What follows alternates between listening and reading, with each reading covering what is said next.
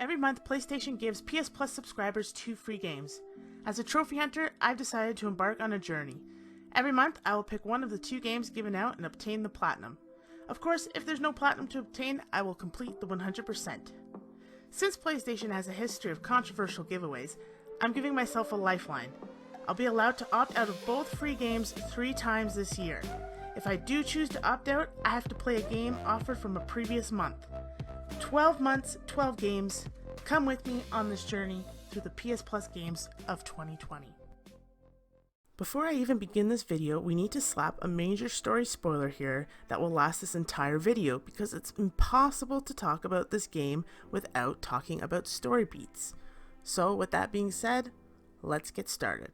Erica is a mystery interactive movie that revolves around a woman named, you guessed it, Erica.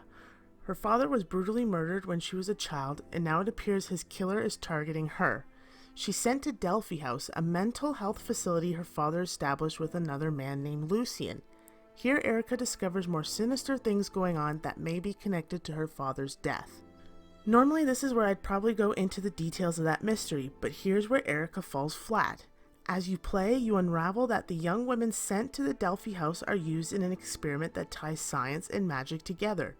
The girls are being drugged and forced to participate in an occultic ritual to which Erica is apparently the key, much like her mother was before her. In terms of gameplay, 6 playthroughs is asking a lot. Each run clocks in at about 1.5 hours with no way to skip scenes or chapter select. And like all interactive player choice games, you're given options and these options will trigger different scenarios. The problem with Erica is these different scenarios were far and few between with no actual consequences or shift in the outcome.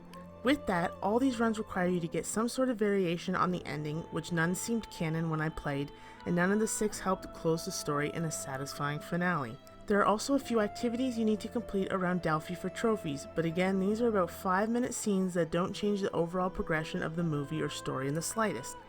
Basically, these 6 playthroughs were 90% of the same content and conversations with very little to no change, which became tedious very quickly. Speaking of tedious, I had to follow a video guide to a T for 4 out of my 6 playthroughs, which personally I didn't like doing.